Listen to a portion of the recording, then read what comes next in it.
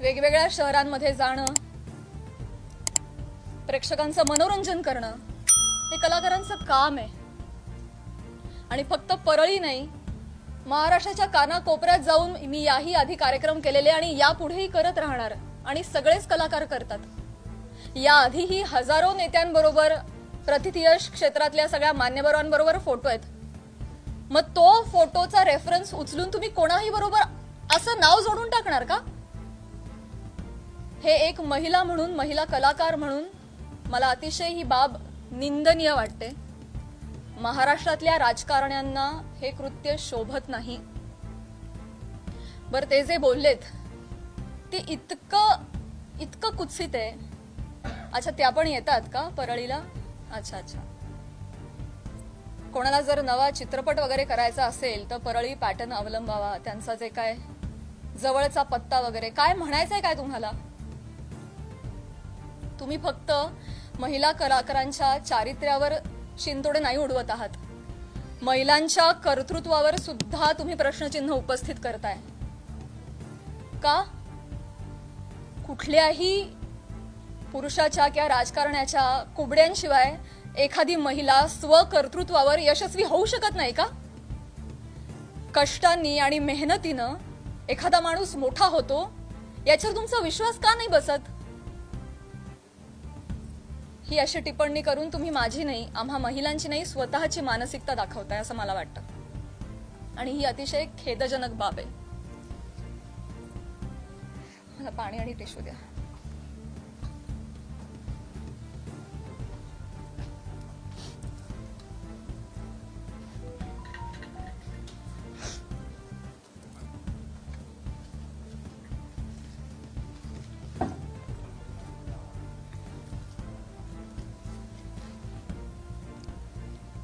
महिलांची अब्रू, especially film industry मधल्या महिलांवर फार सॉफ्ट कॉर्नर, फार सॉफ्ट टार्गेट कोणी यावं, पटकन नावं घेऊन जावं. तुम्ही तुमच्या राजकारणासाठी मी विनंती करते, तुमच्या वैयक्तिक राजकारणासाठी तुम्ही फिल्म क्षेत्रात मधल्या महिलांच्या नावाचा गैरवापर करणं बंद करावं अशी मी त्यांना विनंती करते. आणि ज्या कुत्सितपणे त्यांनी टिप्पणी केली आहे, या सगळ्या गोष्टीचा प्रसार माध्यमांसमोर हशा पिकवण्यासाठी त्यांनी उपयोग केलेला आहे. हे वागणं महाराष्ट्रातल्या राजकारण्यांना शोभत नाही. ही अतिशय निंदनीय बाब आहे. आणि म्हणूनच ज्या कुत्सितपणे त्यांनी टिप्पणी केली आहे आणि हशा पिकवलाय, प्रसार माध्यमांसमोर कसं बोलावं, काय बोलावं याचं ज्यांना भान नाहीये त्यांना मी विनंती करते की त्यांनी तितक्याच विनम्रतेनं माझी जाहीर माफी मागावी. आणि फक्त माझीच नाही, माझ्याबरोबर अनेक महिलांचा त्यांनी चुकीचं नाव घेऊन उल्लेख केलेला आहे. आणि या गोष्टीचा एक उपयोग करून मी त्यांना हेही सांगू इच्छिते की अशा पद्धतीनं कुठल्याही राजकीय गोष्टीसाठी फिल्म इंडस्ट्री मधल्या महिलांच्या नावाचा गैरउपयोग होता कामा नये. पुढे जाऊन मी हेही सांगू इच्छिते, मी आज महिला आयोगाकडे तक्रार केलेली आहे. फोन सायलेंट करा. महिला आयोगाकडे दुपारी तक्रार नोंदवलेली आहे. मी त्यांनाही रिक्वेस्ट केलेली आहे की कायद्याच्या चौकटीत राहून तुम्ही याच्यावर योग्य ती कारवाई करावी. मी देखील कायदेशीर कारवाई करत राहीन. याचबरोबर माननीय मुख्यमंत्री साहेब, उपमुख्यमंत्री साहेब यांना देखील मी विनंती करते, काय या दोन व्यक्ती एक दोन वाक्य बोलून गेल्या, पण प्रसार माध्यम तेवढीच दोन वाक्य घेऊन त्याचे 1000 व्हिडिओ बनवतात. इतके वाईट मथळे देतात, हेडलाईन्स देतात. समोरच्या माणसाच्या आयुष्यात तुमच्या या मथळ्यांमुळे एक वादळ येऊ शकतं, त्यांच्या करिअरवर परिणाम होऊ शकतो, त्यांची प्रतिमा डागाळली जाऊ शकते, त्यांचं करिअर बर्बाद होऊ शकतं, ते डिप्रेस होऊ शकतात, ते आत्महत्या करू शकतात. तुम्हाला काळजी वाटत नाही या गोष्टीची? आपण आपला टीआरपी वाढवण्यासाठी,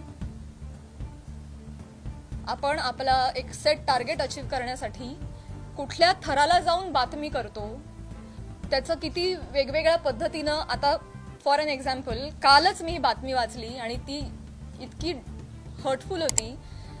बीड मधील हत्या प्रकरणात आता प्राजक्ता माळींचंही नाव जोडलं जातंय. काय संबंध, काय दोन गोष्टींचा?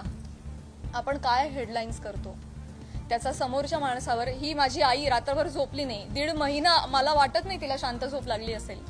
एक कमेंट नाही जी यांनी वाचली नाही. हा माझा भाऊ, यांनी सोशल मीडिया बंद करून टाकला, सगळे अकाउंट्स डिलीट केले.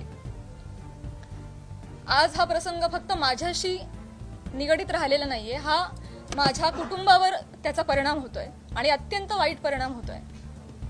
समाजामध्ये अशा पद्धतीनं प्रतिमा डागाळली जाणं एका मुलीची, आणि स्पेशली फिल्म क्षेत्रामध्ये काम करणाऱ्या मुलीची, ह्याला तोंड देणं अजिबात सोपी गोष्ट नाहीये. तुम्ही सगळेजण हे समजू शकता. तर तुम्हा सगळ्यांना ही विनंती आणि माननीय मुख्यमंत्री साहेबांना ही विनंती की त्यांनी याबाबत काहीतरी ठोस कारवाई करावी. बेसलेस पुरावा कुठलाही असल्याशिवाय कोणीही बातमी करू नये अशा पद्धतीचे त्यांनी आदेश द्यावेत. या निमित्तानं मी करुणाताईंना सुद्धा विनंती करू इच्छिते आणि हे सांगू इच्छिते की तुम्ही स्वतः एक महिला आहात.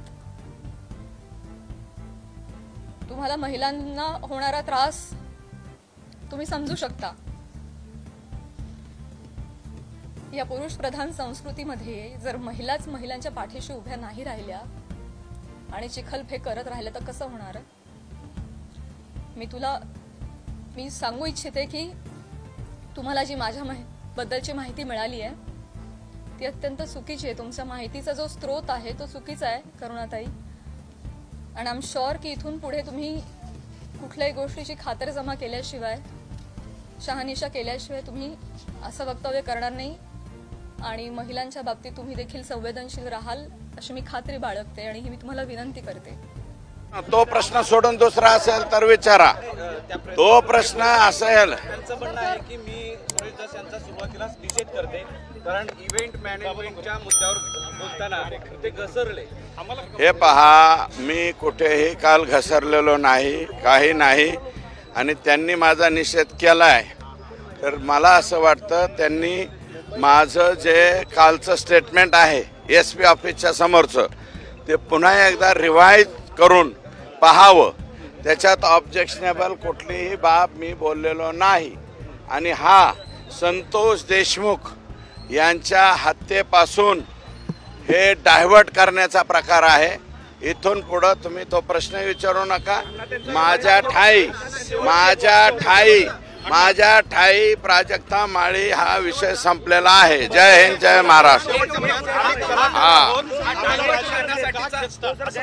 हे पहा, त्यांचा गैरसमज जे आहे तो त्यांनी दूर करून घ्यावा.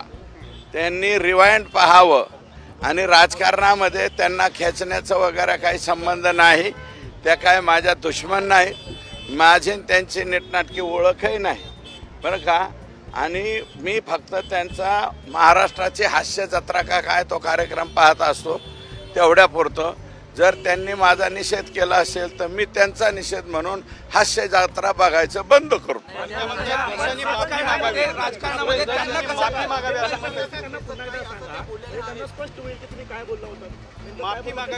माझं मत असं आहे की मी माफी काही मागणार नाही.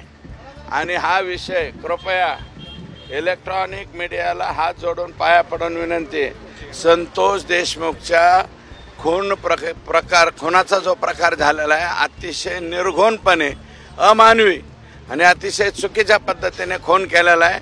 या खून प्रकरणावरून तुम्ही कोणीकडे बी हिरोईनकडे ढकलू नका. तुम्हाला माझी विनंती आहे. माणूस आमचं गेलंय, ज्याचं जळतंय त्याला कळतंय.